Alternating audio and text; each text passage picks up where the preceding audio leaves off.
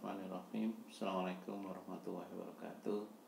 Saya Dr. Muhammad Nasir, konsultan di bidang healthy karakter. Bagaimana kita memiliki karakter yang berbasis kolbu, karena hanya itu yang saya yakini yang bisa menjadikan kita sehat dan bahagia.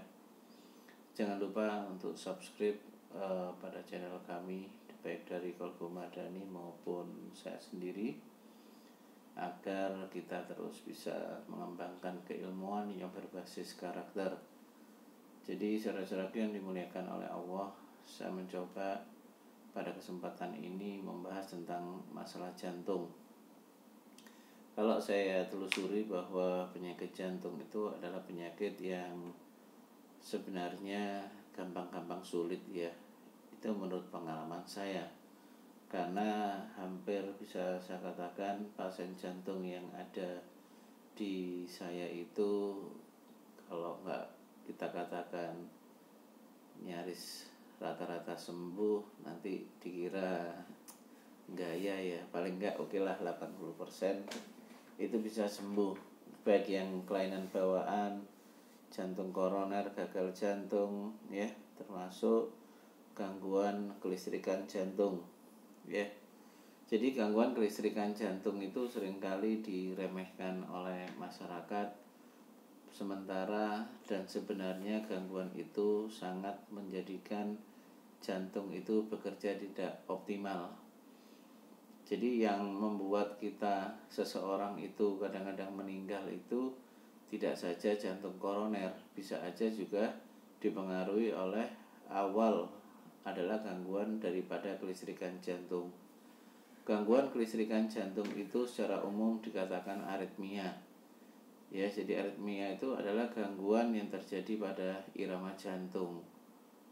Jadi aritmia itu di mana seorang pasien penderita itu bisa merasakan kalau iramanya jantung itu terlalu cepat atau tidak teratur atau lambat ya.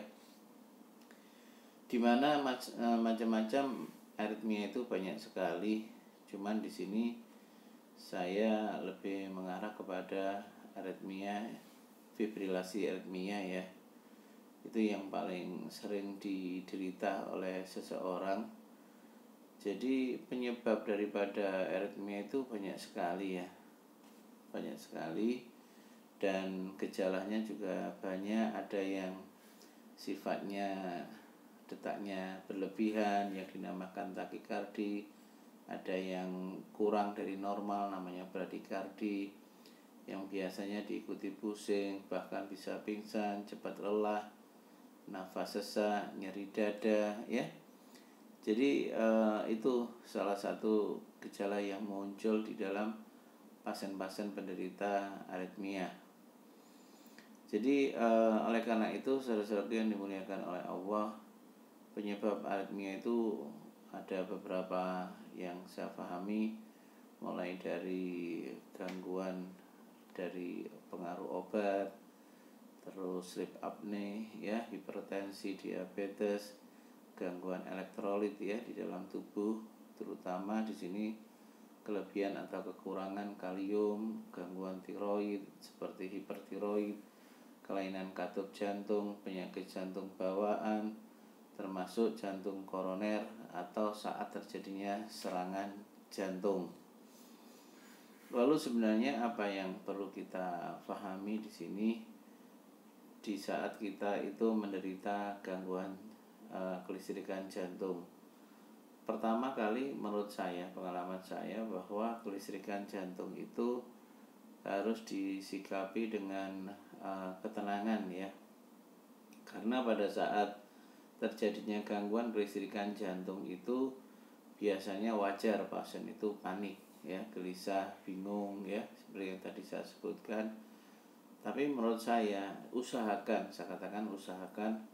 kalau betul-betul tidak nyaman itu sambil menuju ke dokter atau ke rumah sakit, minta tolong buat semuanya hendaklah tenang ya, tenang. Kalau kita orang muslim, hendaklah mulai kita beristighfar, berdoa ya, agar di situ kecemasan itu tidak menambah meningkatnya adanya aritmia ya. Lalu hal apa yang memang harus difahami bagi penderita aritmia itu?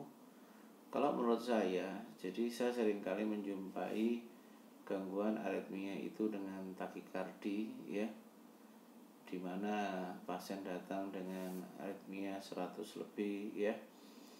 Saya melihat di situ pada SA node-nya yang merupakan sumber dari kelistrikan jantung itu, bahwa di situ ada sebuah ketidakkontrolan atom atau listrik yang ada di pusat jantung tadi itu, yang seringkali saya menjumpai itu pada beberapa kasus adalah itu ya, sering orang itu mensikapi sesuatu dengan agak lumayan emosi ya. Emosi lebih mengarah kepada agak terlalu kaku gitu loh ya. Jadi pada saat menjumpai apa saja yang kurang sesuai, yang mendadak, yang tidak direncanakan, itu seringkali pasien itu cenderung emosional, tapi lebih kuat di situ tuh kaku, dimana ketidakpuasannya tadi itu mendorong seseorang itu terus menjadikan endapan di dalam emosionalnya. Saya mengatakan tidak dendam ya, tidak selalu dendam, tapi emosi itu masih kuat di dalam dirinya. Nah, pada saat dia itu melakukan kondisi seperti tadi, tanpa sadar itu ada rangsangan pada dua keadaan. Keadaan pada tensinya dan keadaan pada pusat kelistrikan jantungnya. Dan saya menghimbau biasanya pada pasien-pasien untuk melakukan sebuah pemahaman apa yang menjadi pemicu daripada faktor tersebut. Dan pada saat seseorang itu memahami faktor penyebabnya, di mana dia sering panik, sering tidak siap dalam menghadapi sesuatu, emosi ya, itu alhamdulillah dalam waktu nggak lama ya, kurang ya, kalau dianggap lama itu paling 10 menit itu rata-rata pulsnya itu takikardi ya, tadi yang takikardi itu bisa turun ke angka normal, kadang ke arah 90, bahkan ada yang 80, bahkan 70 ya. Dan itu langsung bisa dirasakan oleh pasien. Dan memang kalau di saya, selain memang kita arahkan secara psikologis, secara karakter, kalau memang pasien itu tidak puas dengan sebuah pendekatan karakter saja, ya saya akan siapkan herbal-herbal tertentu untuk menunjang untuk perbaikan daripada kelistrikan jantungnya. Jadi sekali lagi bagi yang terganggu kelistrikan jantung, jangan cepat-cepat ya operasi untuk memberikan sebuah alat untuk pemacu jantung. Saya yakinkan insya Allah masih bisa kita bantu, masih bisa kita berikan solusi. Dan insya Allah selama Anda nanti mengikuti ya saran yang saya sampaikan, tidak ada hal yang mustahil buat saya di dalam menangani kasus-kasus yang ada di medis ya, terutama jantung. Seperti itu yang bisa saya sampaikan. Terima kasih. Assalamualaikum warahmatullahi wabarakatuh.